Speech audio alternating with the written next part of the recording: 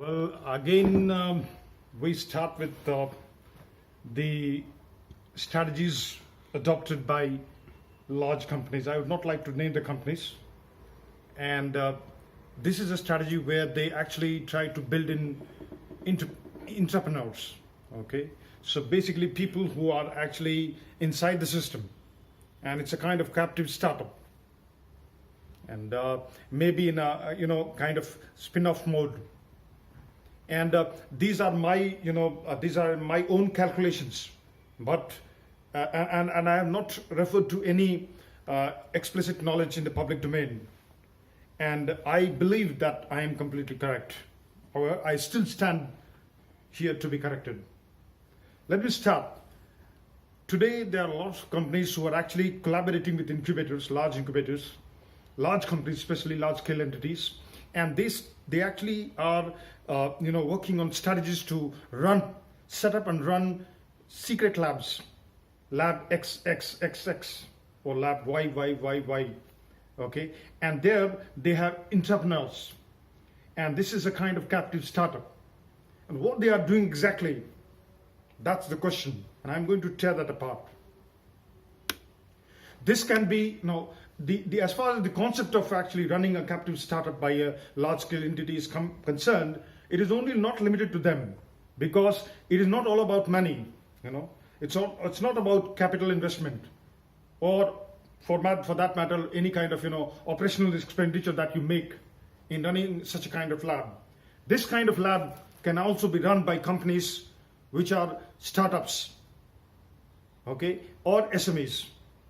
Because what matters exactly is the strategy that you actually design and implement to run such kind of captive startups, or for that matter any startup. And the strategy is basically not merely limited to ideation. It is actually ideation management. It is actually ideation, how exactly you do it. And there everything is actually lean patent development lifecycle, lean IP development lifecycle, or patent information guided product and solution development lifecycle. These are some only as far as patenting is concerned. However, coming back to ideation, let me give you a small curtain raiser about what exactly is ideation in the context of disruptive incubation-as-a-service.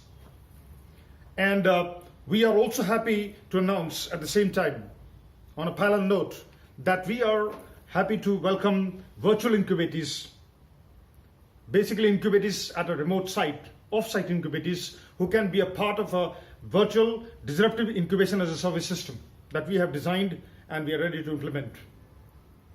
It's just a matter of time that we are our all resources are up and running, and then we'll send across formal invitation to potential incubatees to be a part of the system. Now, coming back to ideation as a kind of curtain raiser at this stage, I would like to say that ideation is very, very important, and it is a crucial task that needs to be either done in solo or in collaboration. And when I say collaboration, it is co-ideation. And when I say ideation, it's like ideation, idea development life cycle. And this could be a new idea. Now we have to understand there are two areas. Basically, one is improvement, the other is new use. The one important point that you have to take note of right at the beginning stage is that ideation can only be done based on certain approaches.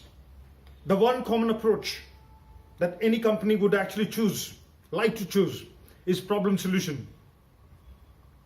And we have to understand what is the problem that you are trying to solve.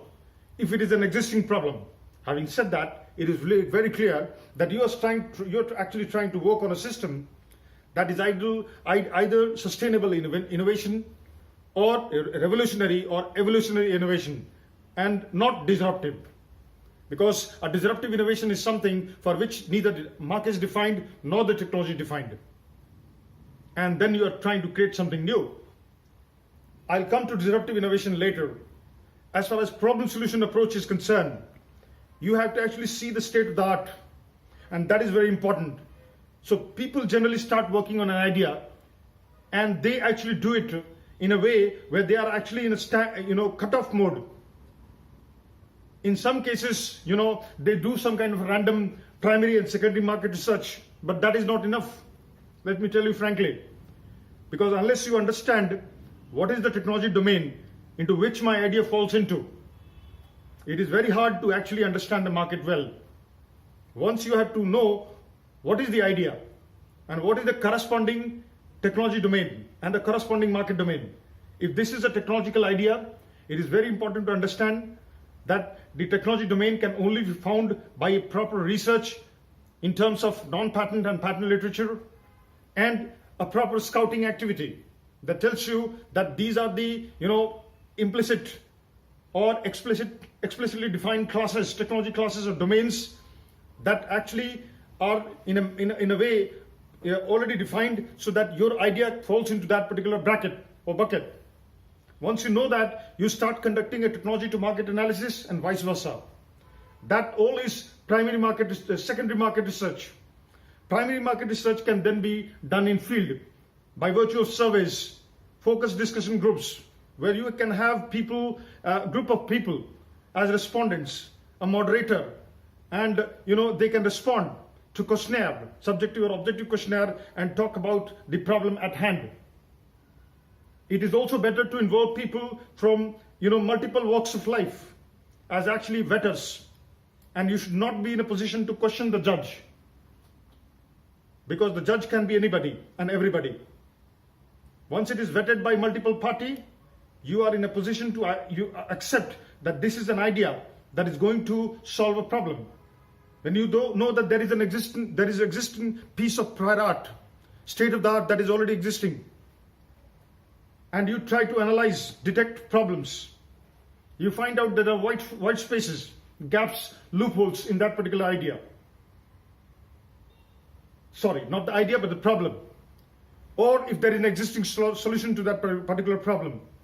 Once you identify the white spaces, gaps, and loopholes, you then have to detect, is there any likelihood of design and implementation of new or enhanced methods, apparatuses, and systems that can actually solve that particular problem in the existing solution to a given problem.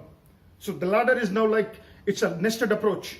You have a problem, there is an existing solution to that problem, you want to design a new system or new method, apparatus, or system, you talk about an idea, and that idea should actually fit or fill in the gap, the white space, or the loophole that is existing in the solution to the earlier problem, the starting problem.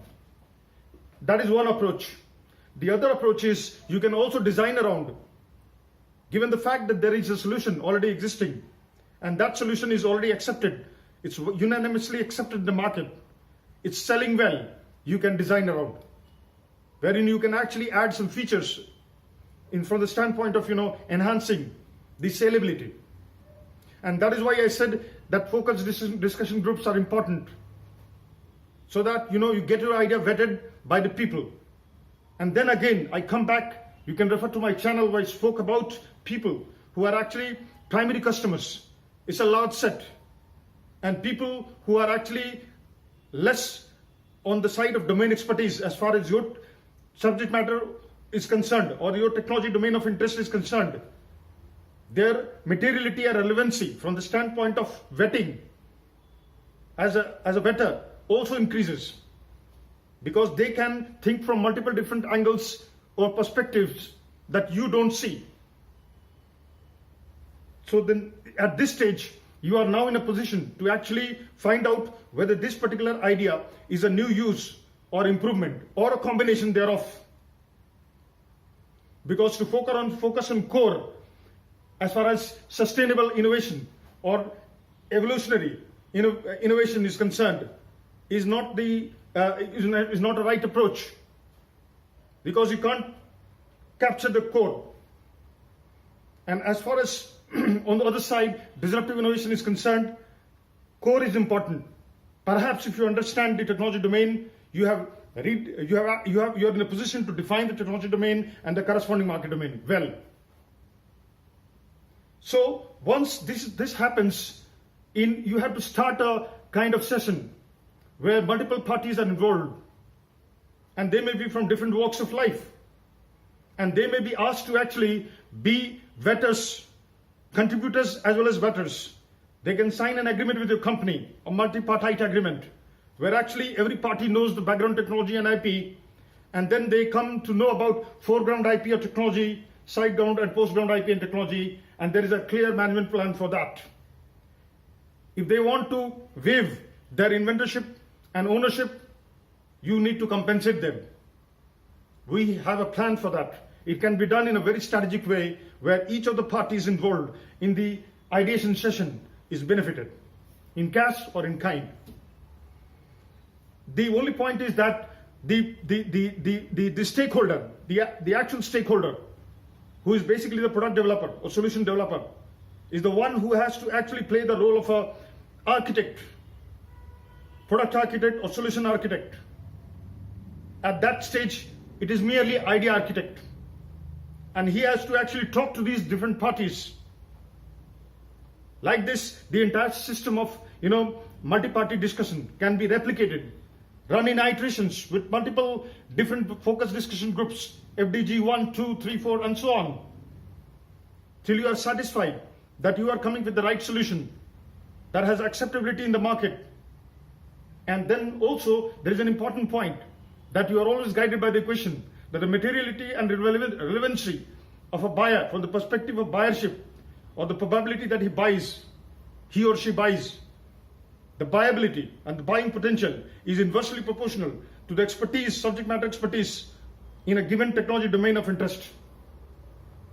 And then when this ideation session starts, you start determining the requirements of the idea. What is it? A product idea, a solution idea, a service idea, or a combination of that? Once that requirements determination is done, you specify those requirements. You go into specifics. What are the specifics of each? So if it is, if it is an idea 1, you say idea 1.1, 1.2, 1.2.1, 1.2.2. Like this, you start specifying those ideas. And when these specifications is done, you go for feasibility analysis, where you go for different types of feasibility analysis: economic feasibility analysis, you go for technical feasibility, operational feasibility, legal or strict patentability analysis, and commercialization analysis, and many other analysis, feasibility analysis that can be done. Once that comes in, you actually go for, a kind of logical system or conceptual design of the system based on the idea. The idea design. You come up with a design idea, you design that idea. Later, once the design is complete, you implement and test, dry run and test. Is this idea meeting the requirements, the specified requirements, that the idea requirements determination and initial requirements specification that were done at the earlier stage? And once testing is done, you launch the pre-alpha version, or maybe some kind of, a partially baked idea. And in some cases, to actually augment this further, this same idea in FDG 1, a focus discussion group 1, can be passed as a partially baked idea to FDG 2. And there can be an iterative approach, where at every single focus discussion group, when this idea is subjected to analysis or vetting by multiple parties, it is more fine-tuned. Thank you.